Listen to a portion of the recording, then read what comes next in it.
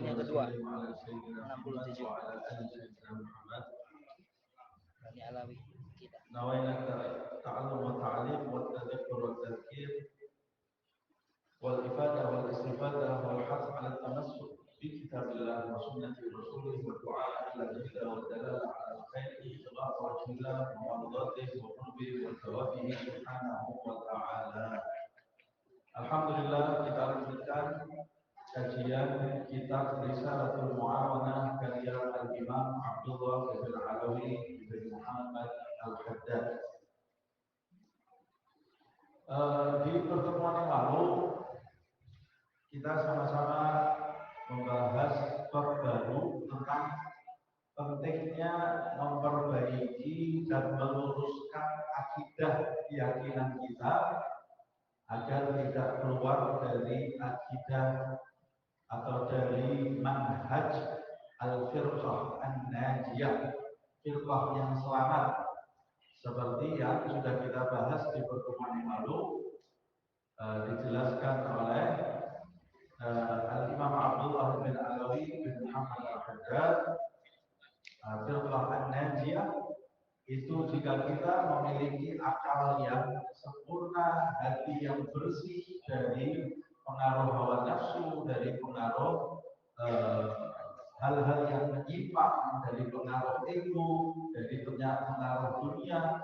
Kalau kita memiliki hati yang bersih dan akal yang mencukupi, lalu kita diberi kesempatan oleh Allah meneliti, maka kata beliau penulis kitab ini, kita pasti akan mendapati akidah yang lurus seperti dulu akidah yang diyakini pemahamannya oleh Nabi Muhammad SAW dan para sahabatnya dan ahli baitnya dan para tabi'in, juga tabi'ut tabi'in, juga akidah para imam madhab, yaitu akidah Imam Hanafi, Imam Maliki, Imam Syafi'i dan Imam Hambali. Akidah mereka ini sama seperti yang diyakini oleh Abul Hasan Al-Asy'ari, yang kemudian akidahnya dikenal dengan akidah Al-Asy'ari.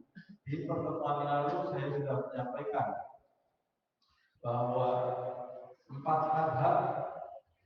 madhab yang tergolong di dalam Ahlus Sunnah wal Jamaah, mereka mungkin mengalami perbedaan di dalam tata cara beribadah. Makanya ada madhabnya, madhab Maliki, Syafi'i, Hambali, dan Hanafi. Tapi empat madhab ini tidak ada perbedaan dalam akidah. Akidahnya semua sama. Tata cara ibadahnya ada perbedaan di sana sini.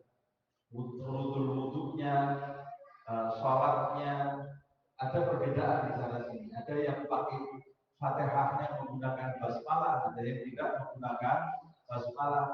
Tapi di dalam akidah tidak ada perbedaan. Siapa yang mengatakan itu? Yang mengatakan itu adalah ulama-ulama para waris Nabi Muhammad Sallallahu Alaihi Wasallam. Jadi kalau muncul pemahaman-pemahaman atau pendapat-pendapat atau tulisan-tulisan di kitab yang baru-baru ini, kemudian mereka mengatakan akidah Syafi'i berbeda dengan Hambali, akidah Hambali berbeda dengan Syafi'i, akidah Syafi'i ada perbedaan dengan Hanafi dan Maliki, maka ini tulisan yang tidak ada dasarnya. Sebab mereka satu dengan lain saling berguru dan saling menimba ilmu.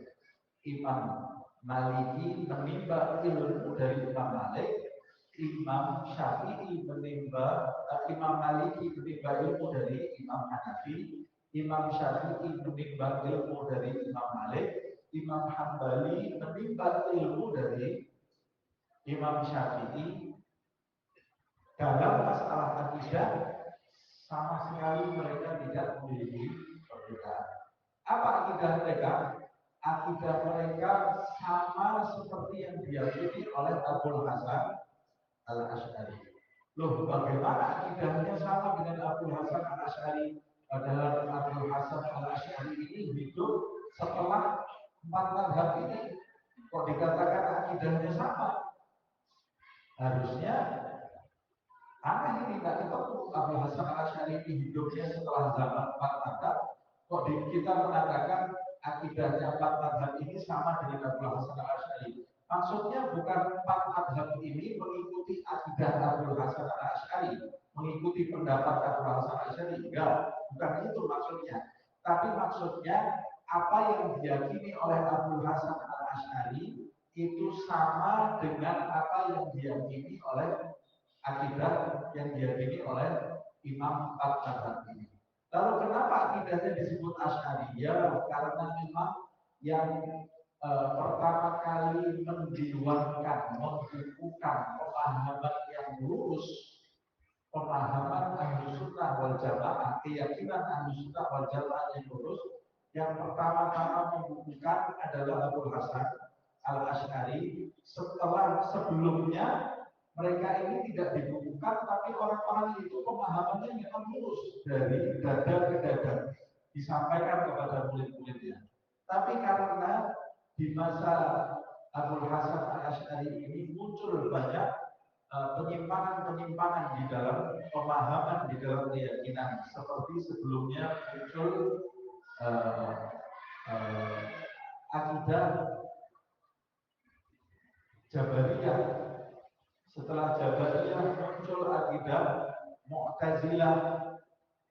Mu'tazilah, Jabariyah itu diantaranya pernah saya bahas, ada salahnya saya ulang lagi. Jabariyah itu yang meyakini manusia itu seperti robot, tidak punya ikhtiar. Pokoknya apa-apa sudah ditentukan oleh Allah Subhanahu wa Ta'ala, manusia itu seperti robot. Sehingga di masa Sayyidina Ali sudah mulai muncul akidah Jabariyah ini. Sayyidina Ali itu pernah berdiri di satu dinding, di sebelah dinding itu, dia lihat dindingnya mau roboh. Loncat Sayyidina Ali itu. Waktu loncat, roboh dindingnya, selamat Sayyidina Ali. Ada satu orang yang akidahnya cenderung kepada akidah Jabariyah ini, dia menghardik Sayyidina Ali. Kenapa kamu loncat pindah? Kata dia. Loh, maksud kamu bagaimana? Loh, kalau kamu sudah ditakdirkan tertimpa batu, kan kamu pasti tertimpa batu. Kalau kamu tidak ditakdirkan, kamu tidak akan tertimpa batu itu. Kenapa kamu kok harus loncat berpindah? Nah, ini kan keyakinan yang menyimpang. Masa orang mau kejatuhan batu menunggu takdir dari Allah Subhanahu wa Ta'ala. Memang semuanya sudah ditakdirkan oleh Allah. Tapi jawaban Sayyidina Ali ini tepat sekali. Kata Sayyidina Ali, ketika saya mau tertimpa batu tadi, saya loncat. Loncat saya itu ditakdirkan oleh Allah atau tidak? Sama saja. Berarti saya ketika loncat menghindari batu itu, saya itu pindah dari takdir yang satu menuju pada takdir yang lain. Nah, kemudian terjadi kebingungan sampai muncul pemahaman Mu'tazilah. Kalau Mu'tazilah berlawanan dengan Jabariyah ini. Kalau Mu'tazilah dia itu meyakini nasib manusia itu tidak ditentukan oleh Allah. Allah itu cuma menyediakan jalan saja, jalan baik, jalan buruk. Yang menentukan nasib seseorang itu adalah orang itu sendiri. Jadi Allah tidak ada sangkut pautnya dengan makhluk. Ini paham Mu'tazilah berseberangan dengan paham Jabariyah. Pendapat ini juga menyimpang. Kalau nasib manusia itu tidak ditentukan oleh Allah, berarti di alam semesta ini ada kejadian yang lepas dari kuasa Allah Subhanahu wa Ta'ala. Padahal Allah itu maha berkuasa dan maha menundukkan. Ada satu orang datang kepada Imam Ja'far As-Shadiq. Wahai guru, kata dia, bukankah nasib kita itu kita sendiri yang menentukan? Imam Ja'far As-Shadiq ini dia tidak jawabnya, tidak pakai dalil macam-macam. Kata beliau, oh kalau nasib kamu itu kamu yang menentukan, mulai sekarang kamu tidak usah berdoa. Tidak usah berdoa, tidak usah minta. Kan yang menentukan nasib kamu sendiri.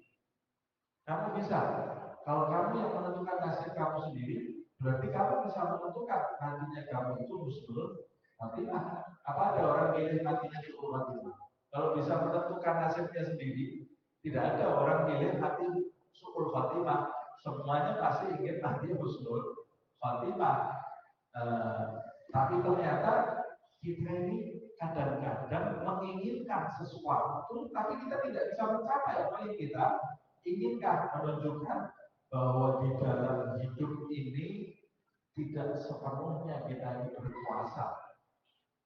Jadi ini di antara dua pendapat yang ekstrim kanan ekstrim kiri ini, kemudian muncullah paham Asy'ariyah dari Abul Hasan al-Asy'ari. Abul Hasan al-Asy'ari itu sendiri tadinya murid Mu'tazilah atau Abdul Wasil, murid yang paling vital Abul Hasan al-Asy'ari ini. Jadi tadinya dia ini pemahamannya cenderung seperti Mu'tazilah itu yang mengatakan nasib seseorang itu tidak ditentukan oleh Tuhan. Dia menikahi seorang wanita dari keluarga yang pemahamannya itu lurus. Pemahamannya itu nyambung dari orang tuanya ke kakeknya, ke orang tuanya ke kakeknya sampai ke pemahaman Nabi Muhammad SAW. Pemahamannya itu lurus. Abul Hasannya Mu'tazilah. Pada waktu malam pertama mereka berdialog. Nah, ini cari istrinya orang cerdas juga. Jadi malam pertama itu dialog sama-sama buka kitab, gitu ya. Malam pertama itu padahal ya. Terus Abdul Hasan itu kemudian dia mengatakan, loh, menurut saya kita ini bisa menentukan amal perbuatan kita sendiri. Allah itu menjelaskan amal yang baik, amal yang buruk, yang menentukan itu kita sendiri. Terus nanti amal kita dihisab oleh Allah. Sekilas ini pendapat ini baik-baik saja. Padahal ini tidak baik ini pendapat ini. Karena ada kejadian di alam semesta ini yang lepas dari kuasa Allah. Nah, istrinya ini pinter cara menyadarkannya ya. Kata istrinya, oh berarti kamu meyakini kamu itu bisa menentukan amal perbuatan kamu sendiri. Iya. Kata istrinya, kalau begitu ini kan malam pertama toh. Ya. Gauli saya malam ini 100 kali. 100 kali, gauli saya 100 kali. Kata bahasanya, mana ada orang bisa menggauli pasangannya 100 kali. Kata istrinya, kata kamu tadi manusia bisa menciptakan amalnya sendiri. Kalau bisa menciptakan amalnya sendiri, ayo sekarang gauli saya yang malam pertama ini 100 kali. Tersentak dia dengan permintaan istrinya tadi itu untuk menyadarkan. Habis itu dia berpindah pemahamannya dari pemahaman Mu'tazilah ke pemahaman istrinya ini, keluarga istrinya, lalu dia merancang kitab yang menjelaskan pemahaman yang lurus yang ada di tengah-tengah antara Mu'tazilah dengan Jabariyah, lalu dikenal pemahaman itu dengan pemahaman Asy'ariyah. Karena yang mencetuskan pertama adalah kitabnya yang mencetuskan Abul Hasan al-Asy'ari. Apa pemahaman dia di antaranya mengenai kehendak takdir tadi? Kata beliau, manusia itu diberi keleluasaan oleh Allah untuk berkehendak, tapi kehendak manusia tetap berada di bawah kuasa. Kalau diizinkan, ya bisa. Kalau tidak diizinkan, ya tidak bisa. Ini pemahaman yang lurus. Ada beberapa poin ya perbedaan. Ya. Nah, ini diantaranya keyakinan yang lurus itu seperti ini. Kalau kita tidak pernah belajar akidah Asy'ariyah, ya kita tidak tahu nanti ikut yang pendapatnya. Maka ini mengenai takdir. Jangan-jangan kita memahami takdir selama ini salah. Padahal kan rukun iman khairihi wa syarrihi minallahi ta'ala. Baik buruknya ketetapan ketentuan yang terjadi di dalam hidup kita datangnya dari Allah Subhanahu wa Ta'ala. Tapi kalau kita memahami ini seperti pemahaman Jabariyah, sehingga kita tidak usah berikhtiar, ini juga salah. Jadi saya katakan di pertemuan yang lalu, sebetulnya keyakinan umat Islam itu cukup la ilaha illallah Muhammadur Rasulullah. Itu sudah lurus semuanya. Cuma yang jadi masalah itu dalam memahami cabang-cabangnya la ilaha illallah Muhammadur Rasulullah. Syiarul iman, cabangnya iman ini terkadang terjadi perbedaan antara yang satu dengan yang lain. Nah, yang perbedaan, kalau perbedaan tata cara ibadah itu tidak ada masalah. Tapi kalau perbedaan dalam pemahaman pada keyakinan itu bermasalah. Sebab keyakinan itu alamat yang kita tuju dalam beribadah. Kalau alamatnya tidak betul, nomornya salah, mestinya jalan A3 nomor 4, kita harusnya jalan A10 nomor 3. Sama sih, walaupun nama jalannya betul, ya. Tapi nomor-nomornya, giginya semua harus sama seperti yang diyakini oleh Nabi Muhammad SAW. Nah, kalau mau tahu apa yang diyakini Rasulullah SAW, pelajari akidah Asy'ariyah. Ini kata beliau, ya, penulis kitab ini. Pelajari akidah Asy'ariyah dengan seorang guru yang memahami. Kalau guru yang tidak memahami, ya buka kitabnya Asy'ariyah itu disalah-salahkan semua sama dia. Kitab Asy'ariyah itu salah semuanya. Ini menyimpang kitab Asy'ariyah karena gurunya yang mengajar tidak memiliki mata rantai dalam pemahaman dari. Nah, itu penting sekali. Kita mau belajar fikih boleh sama siapa saja, tapi belajar akidah hati-hati.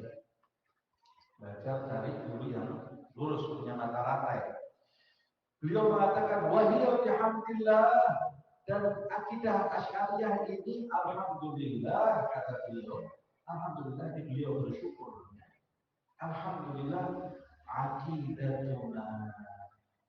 akidah Asy'ariyah ini adalah akidahku, kata beliau, akidah kami. Jadi beliau itu bersyukur akidahnya sama dengan akidahnya Abu Hasan Al-Asy'ari. Kenapa kok bersyukur? Sebab orang yang akidahnya menyimpang itu sulit diluruskan, susah diluruskan. Ahli maksiat fisik, kalau maksiat fisik, orang biasa minum arak, bisa diluruskan, bisa. Orang biasa berzina, bisa diluruskan, bisa. Orang narkoba bisa disembuhkan, bisa. Penyakit-penyakit fisik ini bisa disembuhkan. Sombong bisa diluruskan, bisa. Riya bisa diluruskan, bisa. Hasad bisa disembuhkan, bisa. Kenapa?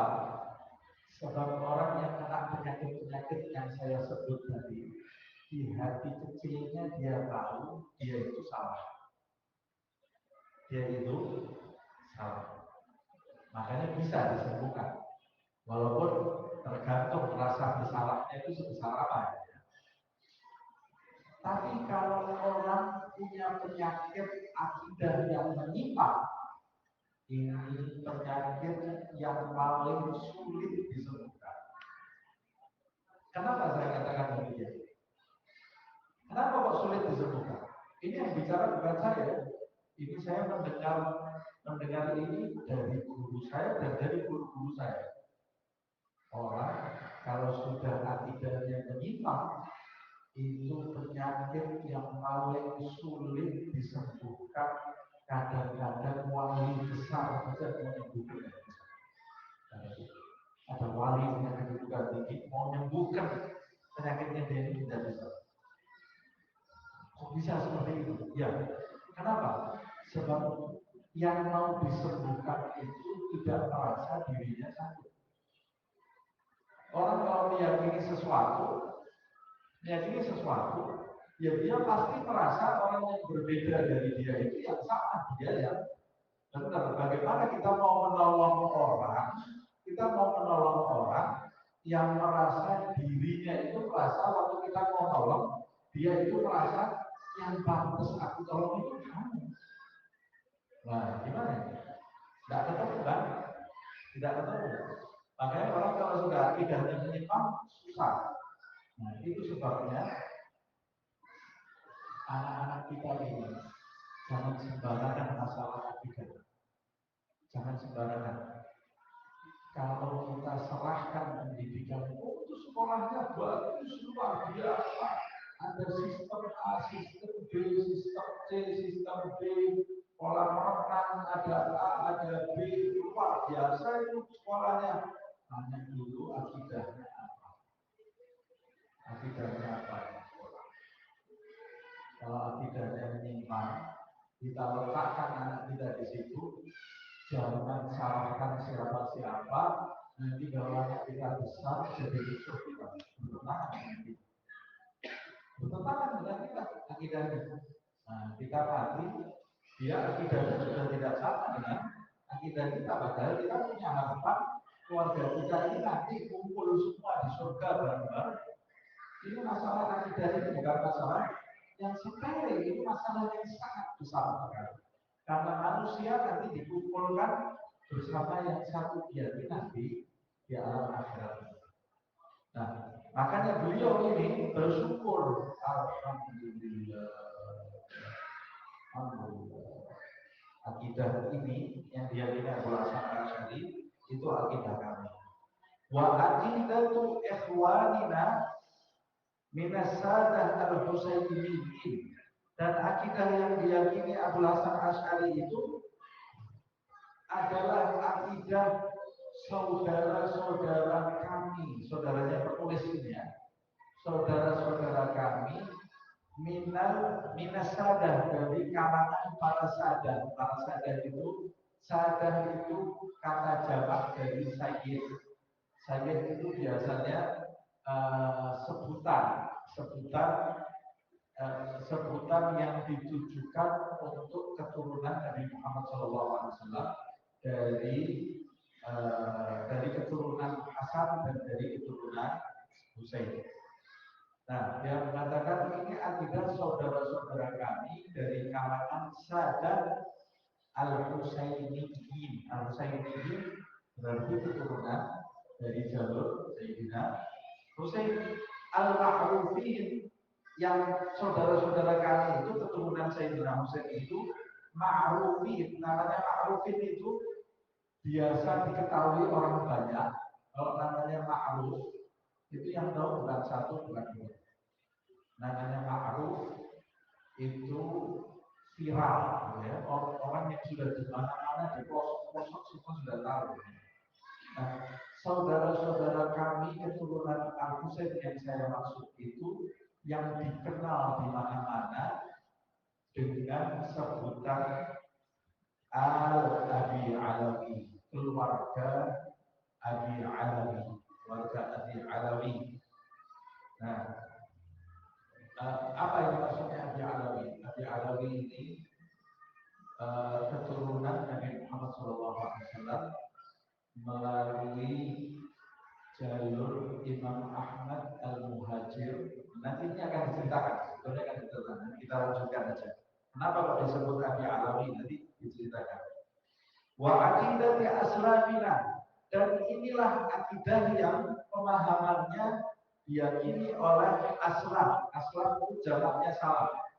Para pendahulu kami yang soleh, min ladun Rasulillah sallallahu alaihi wasallam ila yaumina hadza. Dia mengatakan inilah akidah yang lurus yang diyakini oleh para pendahulu kami yang soleh dari zamannya Rasulullah. Artinya Rasulullah akidahnya ya sama seperti yang diyakini oleh Asy'ari. Bukan Rasulullah Asy'ari ya, jangan salah paham. Tapi yang diyakini Rasulullah itu sama seperti yang diyakini oleh Abul Hasan Asy'ari.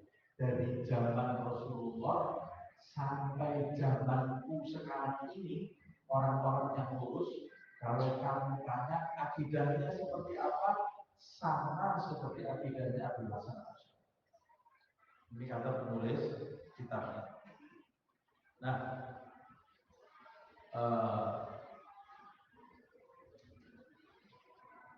dan yang diyakini oleh si penulis ini masih terus berkelanjutan dari generasi ke generasi sampai di zaman kita ini. Sampai di zaman kita ini. Yang membawa Islam masuk ke Indonesia itu madhabnya madhab Syafi'i, akidahnya akidah Asy'ari. Yang membawa Islam ke Indonesia ini madhabnya madhab Syafi'i, akidahnya akidah Asy'ari. Makanya kalau kita telusuri di Nusantara ya, kalau Nusantara ini bukan cuma Indonesia, Malaysia, Singapura, Filipina, Thailand, itu Nusantara. Kita menelusuri jejaknya, jejak bekas para pendakwah yang masuk ke Indonesia ini, semua ujung-ujungnya nanti dari kitab-kitab mereka, dari situs-situs mereka, semua pasti muaranya kembalinya fikihnya ke Syafi'i, akidahnya ke Abdul Hasan Al-Asy'ari. Kalau kita mau meneliti ya, kalau meneliti itu bukan katanya, kalau meneliti itu juga bukan copy paste dari internet, bukan meneliti itu namanya. Kalau meneliti itu berarti kita keluar dari kamar kita, keluar dari rumah kita, keliling bertemu dengan banyak orang. Meneliti, kalau kita betul-betul meneliti, kita akan menemukan. Kalau saya nggak usah capek-capek meneliti, saya ini percaya sama tulis buku ini sudah selesai.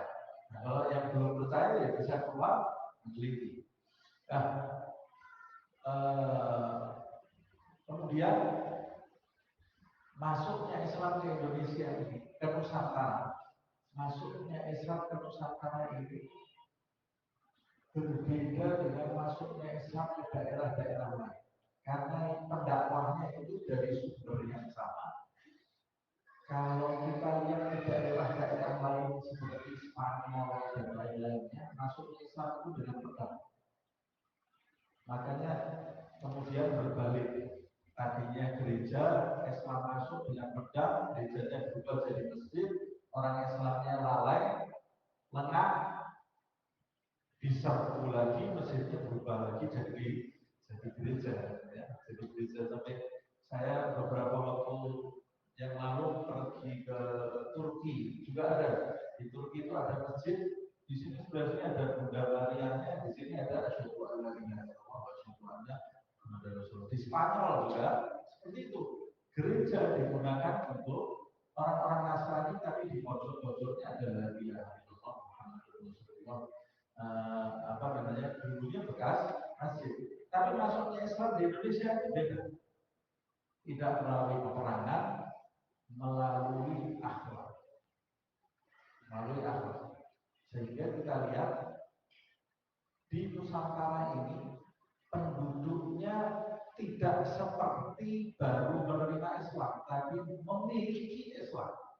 Islam ini masuk ke Indonesia dan Nusantara ini bersenyawa dengan kebudayaan yang ada. Sehingga unik memang terjadi di Nusantara ini. Mereka ini merasa memiliki Islam dan turun-temurun. Makanya dijajah Belanda ratusan tahun, bahasanya tidak berubah. Kemudian Islamnya juga tidak kurang. Ada orang dijajah 3,5 abad, itu harusnya satu negeri semua pakai bahasa Belanda dan bukan bahasa Indonesia lagi. Tetap bahasanya ya bahasa Indonesia. Kuat karena bahasa Indonesia-nya sudah kecampur sama bahasa Arab yang notabene Islam itu banyak menggunakan bahasa Arab. Sehingga di Indonesia itu banyak kata-kata yang serapan dari Arab, kursi, daftar, itu bahasa Arab semuanya.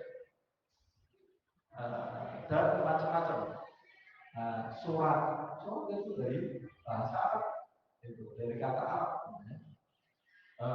Dijajah Belanda 3,5 abad, tidak ada Islamnya kuat, bahasanya juga kuat. Dalam kitab-kitab ini disebutkan sebagai dai-dai pendakwah dulu yang masuk ke Indonesia ini berdakwah dengan akhlak yang mulia, menghormati orang. Bayangkan mereka datang dari Arab sana, tidak bisa bahasa Indonesia, orang Indonesia tidak bisa bahasa Arab. Gimana cara ceramahnya? Berarti kan mereka ini menarik orang-orang Indonesia yang orang-orang Nusantara, maksud saya yang memang hatinya itu bersih. Tertarik dengan apa? Bukan dengan ucapan. Dengan apa? Dengan tingkah laku. Nah, kalau zaman sekarang banyak ngomong, orang banyak ngomong, banyak ceramah, banyak diskusi, tapi tidak ada yang beramal. Makanya orang mendengarkan orang ngomong ini sudah bosan sekarang kita ini. Ayo kita beramal. Orang Nabi Muhammad SAW tidak banyak bicara, tapi banyak bertindak, dan tindakan Nabi semua mulia. Nah, kita ini sekarang perlu orang yang berilmu dan berakhlak, santun, berakhlak, menghargai orang, siapapun orang itu. Kalau cuma pintar betul, sama kayak lihat buku kita ini, kayak lihat internet, kayak lihat Google. Google itu berilmu, kita tanya apa aja ada jawabannya. Tapi dia nggak punya akhlak, nggak punya akhlak.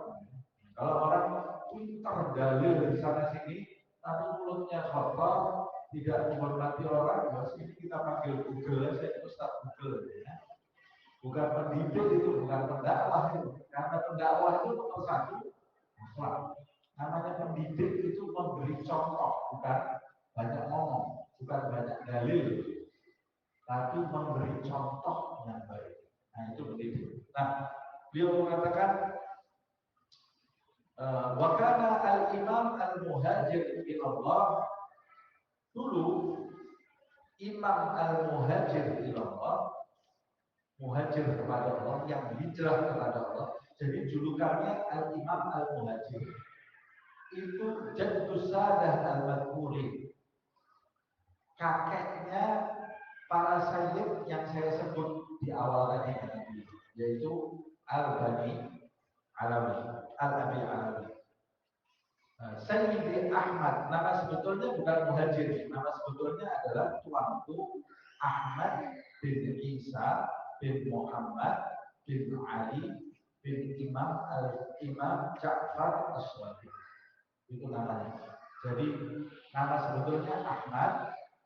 Ahmad ini anaknya Isa, Isa anaknya Muhammad, Muhammad anaknya Ali, Ali anaknya Al-Imam Ja'far As-Shadiq. Imam Ja'far As-Shadiq anaknya Muhammadul Baqir, Muhammadul Baqir anaknya Ali Zainal Abidin, Ali Zainal Abidin anaknya Husain, Husain anaknya Ali dan Fatimah, Fatimah putrinya Nabi Muhammad Sallallahu Alaihi Wasallam. Nah, kenapa dia disebut muhajir? Disebut muhajir, muhajir itu artinya bukan mujair. Ada orang ngomong Imam Ahmad mujair, mujair itu ikan ya. Tidak bisa ngomongnya mujair. Muhajir, muhajir itu apa sih? Dari kata hijrah. Hijrah itu pindah dari satu tempat menuju ke tempat yang lain, dari tempat yang buruk menuju ke tempat yang baik. Nah, Imam Ahmad bin Isa ini dijuluki oleh orang-orang al-muhajir ilallah, orang yang berhijrah karena Allah. Apa ceritanya? Ceritanya disebutkan. Radhiyallahu anhu, semoga Allah meridhoi. Lama ra'a zuhural bidah, ya, wa kathratal ahwa wa ikhtilafal arab bil Iraq. Jadi di Irak. Asal muasalnya Ahmad bin Isa ini tinggalnya di Irak. Kok bisa tinggalnya di Irak? Itu kan perjalanannya kalau kita jelaskan panjang. Memang Sayyidina Ali itu kan di masa pemerintahannya diletakkan di Kufah, di daerah Kufah situ ya, di dekat Irak situ. Nah, tapi memang di masa itu banyak keturunan Sayyidina Husain yang tinggal di negeri Irak, di negeri Irak. Kalau keturunan Sayyidina Hasan itu kebanyakan di daerah Afrika, di daerah Maroko, di daerah Mesir, Imam Rifai, kemudian Imam Idris itu keturunan Sayyidina Hasan. Kan ada di Maroko itu kan rajanya Raja Idris, itu keturunan dari Sayyidina Hasan, hidup di masanya Harun al-Rasyid. Nah itu ceritanya panjang nanti. Ini kita kan mau bahas Imam Ahmad al-Muhajir. Ya. Imam Ahmad ini asal muasalnya dari negeri Irak. Di masa beliau, kata penulis ini, di masa beliau, lama ra'a zuhural bid'ah.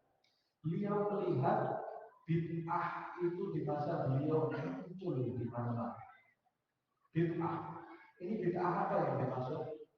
Keyakinan yang menyimpang. Jadi keyakinannya itu sudah mulai bergeser, tidak seperti yang diyakini oleh guru-guru dan datuk-datuk mereka. Lihat banyak orang kok keyakinannya sudah menyimpang, tidak seperti yang diyakini oleh Rasulullah SAW dan para sahabatnya dan para tabi'in, tabi'in muncul di masa beliau ini banyak bid'ah di mana-mana. Wakatratil ahwa, dan beliau melihat banyak sekali ego manusia itu dikuasai oleh ego. Pokoknya saya yang benar saya. Satu sama lain merasa yang benar, yang satu dengan yang lain. Wakhtilafal arab, dan dia melihat banyak pemahaman selisih pemahaman di antara kelompok satu dengan kelompok yang lain yang tidak bisa disatukan di Irak di masa itu. Jadi beliau ini kemudian khawatir.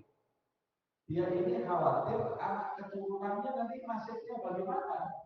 Ini pentingnya menjaga akidah ini. Kalau saya tinggal di Irak, nanti anak-anak saya takutnya kalau anak saya masih ketemu dengan saya, cucu saya nanti bagaimana? Cucunya cucu saya bagaimana? Orang-orang murid-murid saya nanti bagaimana? Dia jadi takut karena melihat banyaknya penyimpangan dalam akidah di Irak itu. Ketika melihat kejadian itu, hajar minha, beliau hijrah meninggalkan Irak. Hijrahnya dulu bersama anaknya yang bernama Abdullah, kemudian keponakannya dia, keponakan sepupu, namanya Aun, ikut juga hijrah bersama beliau dan ada beberapa orang yang lain.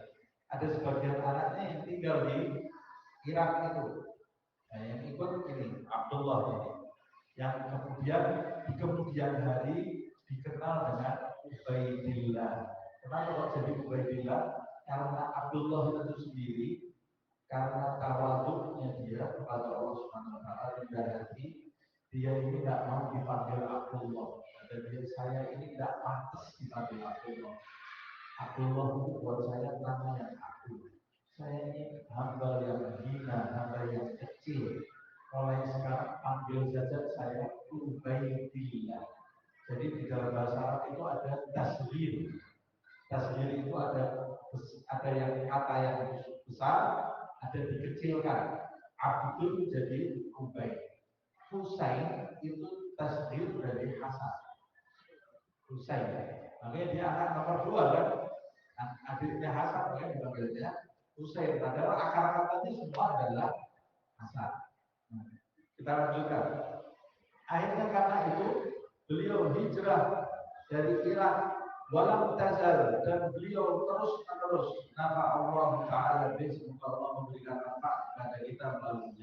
Beliau itu terus-menerus yang takilu fil ardi. Jadi hijrahnya itu tidak langsung menemukan satu tempat bagi dia yang tepat gitu ya. Beliau ini pindah dari satu tempat ke tempat yang lain. Ceritanya beliau itu hijrah dari Baghdad menunaikan ibadah haji. Nah, di masa itu fitnah terjadi besar-besaran sampai pada waktu beliau haji Hajar Aswad itu tidak ada, hilang. Dicuri sama suku Koromekoh. Jadi haji itu tidak ada Hajar Aswadnya. Hajar Aswad itu pernah hilang. Dicuri oleh suku Koromekoh. Nah, nanti kita bisa belajar. Jadi fitnah besar-besaran terjadi di masa itu. Sampai beliau ini pergi ke Madinah, selesai menunaikan ibadah haji ke Madinah, menziarahi kakeknya Nabi Muhammad SAW. Setelah itu beliau beristighfar kepada Allah Subhanahu wa taala, minta petunjuk kepada Allah Subhanahu wa taala, diberi petunjuk agar hijrah pergi ke negeri Yaman. Ke negeri Yaman. Berangkatlah beliau ke negeri Yaman. Beliau pertama kali datang, ini kan disebut di sini yang takil berpindah-pindah. Makanya saya ceritakan pindah-pindahnya, kalau tidak disebutkan dari Madinah ke negeri Yaman. Di negeri Yaman itu beliau duduk di kota pertama bernama kota Taiz. Ada di Yaman bagian utara. Bertemu dengan banyak ulama di situ, berdakwah di situ. Kemudian ditinggallah ponakan sepupunya ini yang bernama Aun. Ditinggal di kota Taiz. Aun ini nanti keturunannya beranak pinak. Kabilahnya namanya kabilah Al-Ahdar. Sekarang masih ada Al-Ahdar di atas. Beliau sendiri melanjutkan perjalanan. Ini ponakannya ditinggal disuruh berdakwah. Dia melanjutkan perjalanan sampai masuk ke Yaman bagian selatan. Tinggal di kota namanya kota Hajrain. Dia punya rumah, pernah punya tempat di situ. Tempatnya sampai sekarang masih ada. Tempatnya itu masih ada. Jadi ini bukan cerita belakang. Kalau kita diberi kesempatan, umpamanya berangkat bareng-bareng habis umroh atau habis haji ke negeri Yaman itu, kita nanti bisa tahu kenapa sih ya asal muasalnya masuknya Islam ke Indonesia melalui jalur itu sampai Wali Songo berasal dari itu seperti yang disebutkan oleh ulama kita.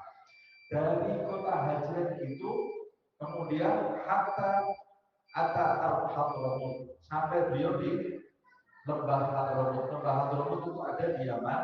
Fa'adha biha ila antuwafa.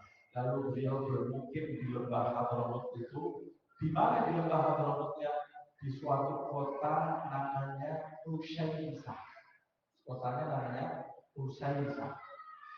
Tinggal di situ sampai wafat di situ dan dimakamkan di situ sampai sekarang makamnya masih ada.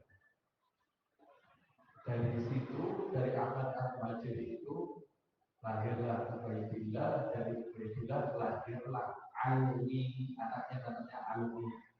Alwi ini punya keturunannya dinamakan anak-anaknya Alwi, makanya disebut Bani Alwi. Bani Alwi. Ya. Sampai anak cucunya, sampai punya anak namanya Muhammad. Yang beberapa punya anak namanya Muhammad. Muhammad punya anak namanya Ali. Punya anak lagi namanya Alwi.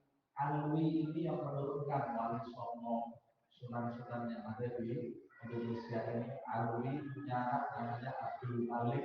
Abdul Malik punya anak namanya Abdullah, tinggal di India. Jadi Abdul Malik itu dari Hadramut hijrah ke India, punya anak namanya Abdullah, dikenal dengan Abdullah Khor. Dari situ kemudian muncullah sunan-sunan wali tis'ah yang ada di Indonesia, yang sampai sekarang manuskripnya masih ada di tempat mereka masing-masing. Nanti bisa didatangi. Wallahu a'lam bishawab. Ini sejarahnya ya. Mereka ini jadi memiliki pemahaman dalam agama bukan katanya, bukan dari Google, bukan dari guru yang tidak jelas, tapi dari ayah ke kakek, ke ayahnya kakek, ke ayahnya lagi, sampai sumbernya dari Rasulullah SAW. Pemahamannya tidak berubah. Yang menyimpang ada nggak? Ada. Tapi sebagian besar dari mereka tetap memegang pemahamannya. Nah, nanti kita bahas, kita lanjutkan ini. Agak lama sedikit supaya paham. Wallahu a'lam.